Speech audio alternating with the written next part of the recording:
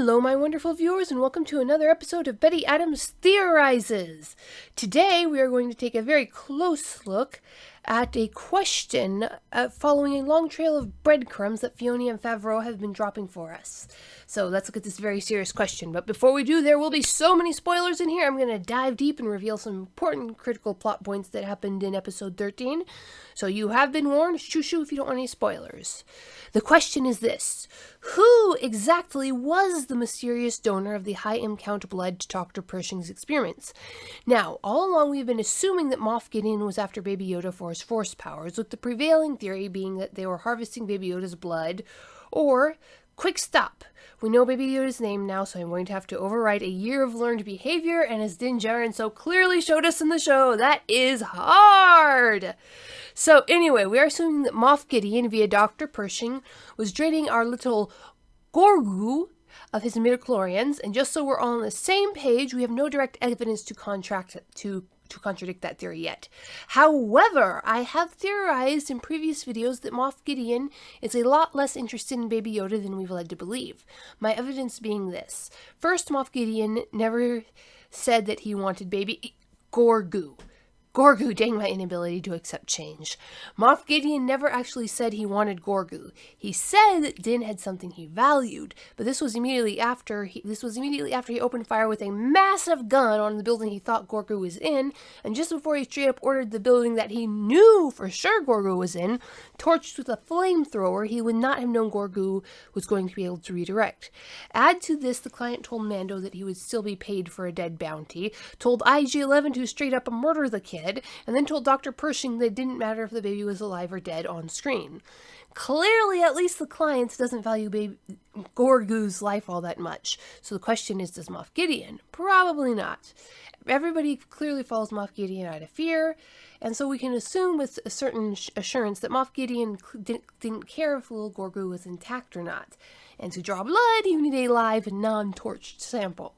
Add to this that other than the scene in the episode of The Sin, we have no idea if Gorgu was ever in Moff Gideon's control at all.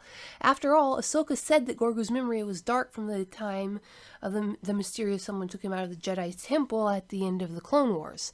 To summarize, as of this point in the episode, we have 0% confirmation that Gorgu was ever in Moff Gideon's hands, except for the one episode, and a lot of evidence to show that Moff and his folk don't care to keep Gorgu alive all that much. All of this points to there being another high M-count blood donor who escaped before the Mandalorian show began, and who Dr. Pershing was trying to use to replace this mystery donor.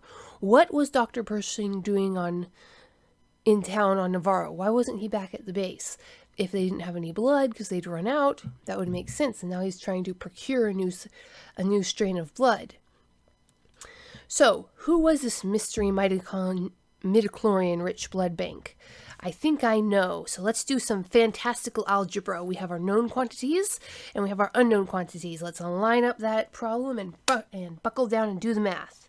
Here are our known factors. Ahsoka Tano, may her graceful live-action leku weigh lightly on the actress's head, is now a factor in the show. Grand Admiral Thrawn is now a factor in the live-action show.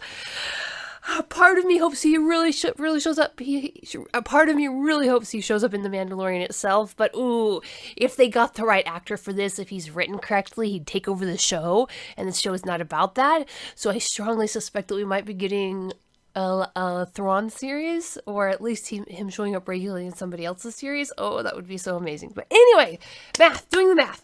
So we've got Ahsoka, we've got Thrawn, and Ahsoka was last seen, before she showed up here, headed off with Sabine Wren to unknown space to search for Ezra Bridger. Ezra Bridger was last seen in the intimate company of Grand Admiral Thrawn, wrapped in space whale tentacles and headed for unknown space. So, we know that Ahsoka and Sabine went to deep space. We know that Ahsoka has come back from deep space. We know that they wouldn't have given up on Ezra Bridger. We know that Ahsoka is sure that Thrawn has come back from deep space and is manipulating events on the outskirts of the budding New Republic. So where is Ezra? I think you see where I'm going with this now, eh? Well, here's one more tasty detail. The actor for Moff Gideon has dropped some very deliberate hints to suggest that our terrifying Moff is under Thrawn's even more terrifying command. So, what if time? What if Thrawn gave Ezra Bridger to Moff Gideon as the midichlorian donor to fuel whatever nature warping project they are having Dr. Pershing work on? Ahsoka was still after Ezra to rescue him, but he has already been rescued, probably by Sabine, and now Sabine is helping Ezra recoup somewhere while Ahsoka continues to track down the Grand Admiral.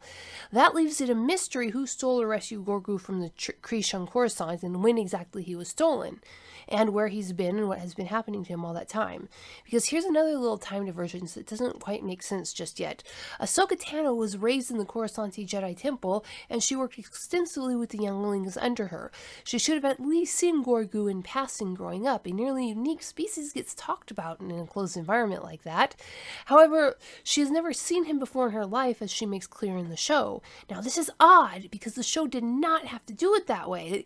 Her recognizing Grogu personally would not have changed the show. There need be no retconning. If they wanted Ahsoka to have known Grogu, or to have at least known of Grogu, they only needed to write her recognizing him. Given the situations we saw her in during the majority of the Clone Wars, it makes sense that she would never have mentioned him on screen. She canonically had a lot of interactions with the younglings, and those interactions with them never came up when she was chatting with the clones or other Jedi. We just kind of learned about them as they went. Just like the clones never brought up the brothers they knew back on Kamino unless it was relevant to the plot at the time. They knew a lot of the brothers of different names and numbers back on Kamino, but unless it was relevant to the plot, there was just story-wise no reason to bring it up. It was a different part of their lives and just not relevant. So, why didn't the creators take the obvious line of having Ahsoka cry out in delight on seeing her little green Krish mate again? The obvious, in line with the story so far, line would have been, "Grogu, I haven't seen you since I left the Order." Because remember, she said that he trained with different masters for years. He would have been there before she arrived and been there after she left to serve with Anakin in the Clone Wars. So Ahsoka was ignorant of Grogu for her entire childhood while they inhabited the same social level of the same building. And even as I type this, it occurs to me that I'm not sure that Ahsoka did grow up on Coruscant or if she grew up in one of the outlying temples. I know that Yoda and Plo Koon had a hand in training her, especially Plo Koon. So that would suggest she did, but it's hard to tell. Does anybody have any canon evidence for which temple Ahsoka trained in? However, why? Why were Yoda and Yaddle keeping little Grogu a secret? Is Yaddle even canon, as Ahsoka says she only knew of one little green Jedi? Could Ahsoka, living at the temple on Coruscant, have not known about a Jedi Council member as prominent and distinct as Yaddle? What is going on here? Either way, this suggests that the plots against Grogu go back much further than the Empire. So, who Jedi napped Grogu? Who had the connections, the cunning, and the resources to steal a youngling from under Anakin's nose at the temple? All very mysterious. But, back to the main point. Do you think that the real midichlorian donor was little Grogu, or a grown-up Ezra Bridger? Leave a like below if you agree, and leave a comment draining my arguments of its count if you disagree. Peace out, my wonderful viewers.